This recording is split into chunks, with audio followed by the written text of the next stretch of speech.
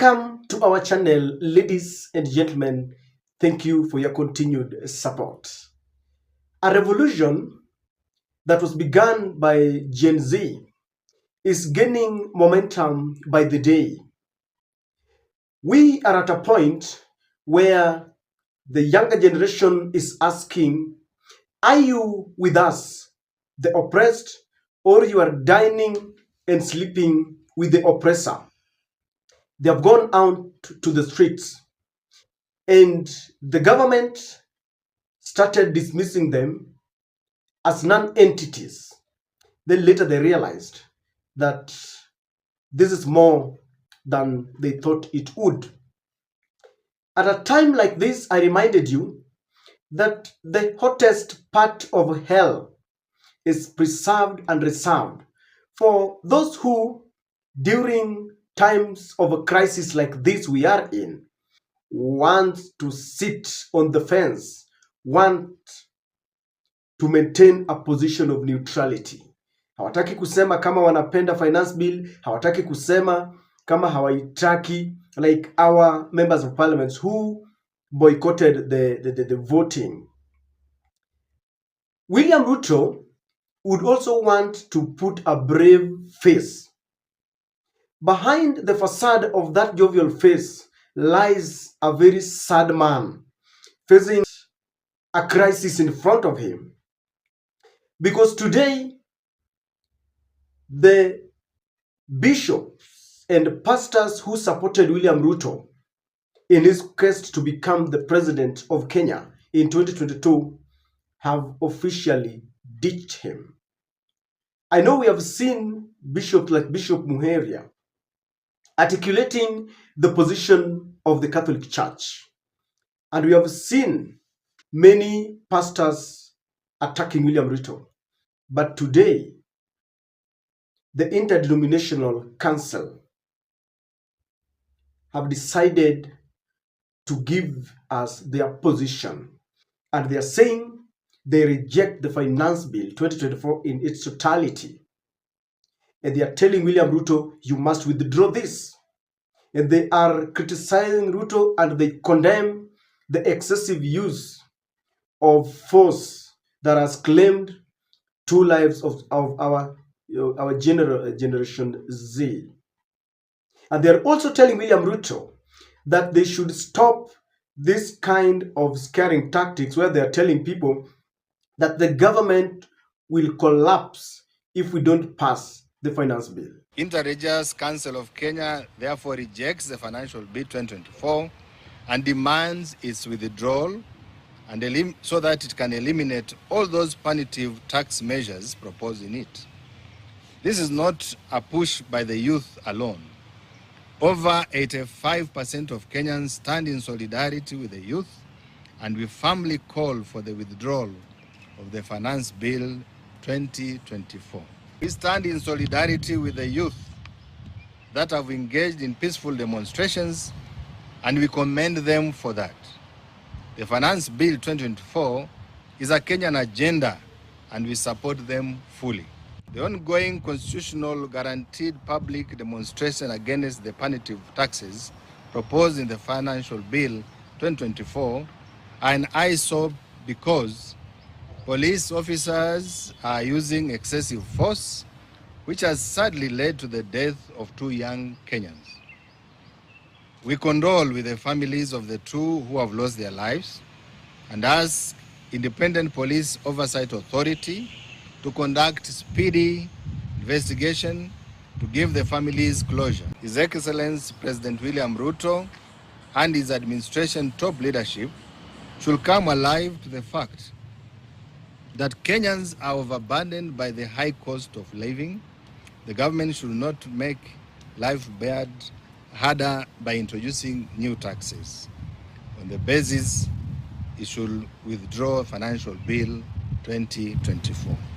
The Inter-Religious Council of Kenya, therefore, calls on the government to consciously engage Kenyans in an honest discussion, as opposed to scaremongering that the government will shut down for lack of money if the Finance Bill 2024 is not passed. I want us to dissect this further. As we do this, please subscribe to our channel. If you're watching us for the first time, click the notification bell. Please give this video likes. To all our subscribers and all our supporters, thank you in a very special way for your unwavering support. Ladies and gentlemen, this message is coming just a few hours before what the Generation Z calls a total shutdown. They requested their parents to stand in solidarity with them by keeping off the children. And true to their words, some schools released the pupils and students for midterm, an impromptu midterm because they had not scheduled to release them from today. Now, I want you to understand what this means to William Ruto. William Ruto used the church in 2022. When you are going to your churches, maybe you are familiar with this narrative that for the first time we have our candidate as a church. William Ruto and Rigathi Gachagua presented themselves as a duo that was sent by God himself, and they used the church to hoodwink Kenyans, and Kenyans listened to them. If you look at your life, the way you behave, you'll realize that religion plays a very significant factor in your shaping. Churches have always been used to indoctrinate people in a certain way. That is why when the bishops stood in front of the pulpits and said, Raila is an antichrist, let us vote in William Ruto and Rigathi Gachagua. And he was dishing out money to them. And he was saying, when Raila questioned this, he was saying, huyu jamani ni kafiri, ataki kutoa pesa kupatia Mungu. And so, the very dose that William Ruto used is now being given that dose in double. Because the very church that he used to climb, he used as a ladder, has turned against him. And it is going to be very difficult for him because the church, they had declared yesterday that as the youth would be engaging in peaceful demonstrations, when they are tired, they would retire to those churches and they will get some water. I mean, they will even pray for them. It is like they're going to war. So today they are stating it officially that they are with them in spirit and in every sphere that it includes. So this is too bad for William Samoei Ruto. The church controls massive numbers. Whatever they say is sometimes very final. I remember I used to argue with some people who voted William Ruto, and they were telling me that Raila is cursed. God has cursed him. William Ruto is blessed. And some of the people, I know them, voted for William Ruto just on the basis that he was a Christian and that he was sent by God. To date, when I ask them, where is that God? They tell me, mimi si kupiga kura. That is the excuse. Do you see a coincidence that the two groups of people that William Ruto used have turned against him? It was the youth that were told, nyinyi ni mahasla, mimi nitajenga serikali ambayo itawahusisha, and the church. So the two of them meet.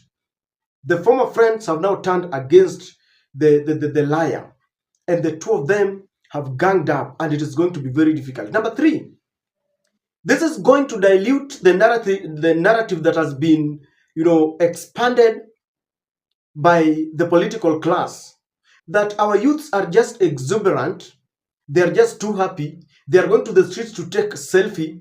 After the selfie, they would retire to some KFC and take a snack, take some kebab, and the politicians are making it look like it is trivial.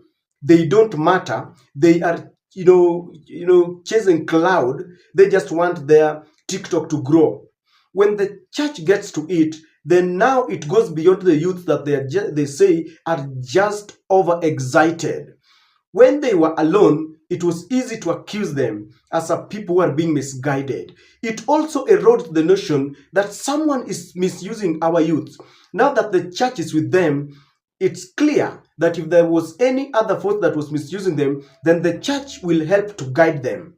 That is it. Because the role of the church is to guide our youth. When you go to your churches, in most of those who go to churches, you will realize that there are programs that are meant specifically for the youths in their age groups. So if someone was peddling this lie that kuna mtu anadanganya watoto wetu, the church is there to dilute that narrative. And this one will also erode this notion that has been peddled by Ruto and his administration, that they are being guided by the Lord.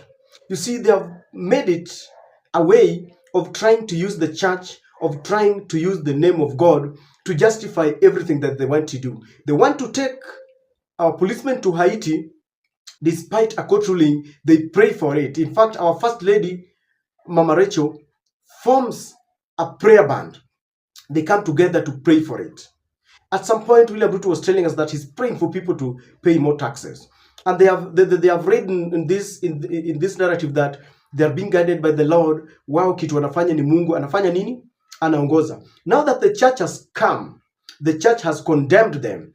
Yes, we know that they are not being guided by the Lord, because if they were being guided, the church would have sided with them.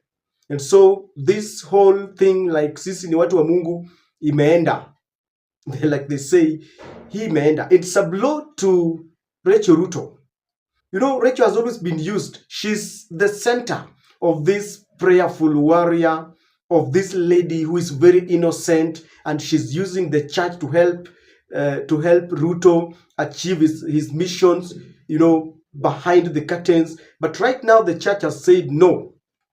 I know there are few M-Pesa bishops wale ambao wanapenda bahasha, au ndio bado watabaki na yeye, but the church has made it very clear that they don't support the finance bill, and they are warning the police that this extrajudicial killings must stop, and they are saying that we must engage each other. This is a blow to IMF. I will not complete this analysis without calling them out. A blow to IMF, to World Bank, to Meg Whitman, to Joe Biden. I will always call your names because we are an independent country, but we are being governed from the USA. And this is something that we not accept. And I like the fact that as the youth now go to the street, the Gen Z will have the strength because they have a backup. Parents are supporting them. Finally, the Gen Z this group was given an olive branch to go and talk to Ruto. Ruto was telling them, I understand you. Mkujeni tuongee. Now that the church is behind them, the Gen Z are being told that this is not about you only. In as much as you are affected, we too are affected. So they will not go there to talk. Even if they go there to talk, they will be told, you cannot talk, or if you talk on your own. But remember, Kenyans are behind you. Remember, this is affecting all Kenyans, and Ruto suffers blow here because no one will go to talk to them. And the Gen Z also will also feel that, yes, we are championing this, we are taking the lead, but we have Kenya behind us. Ladies and gentlemen, things are getting thicker. Very soon, you will see members of parliament coming out to condemn it. Are you loving it? I do.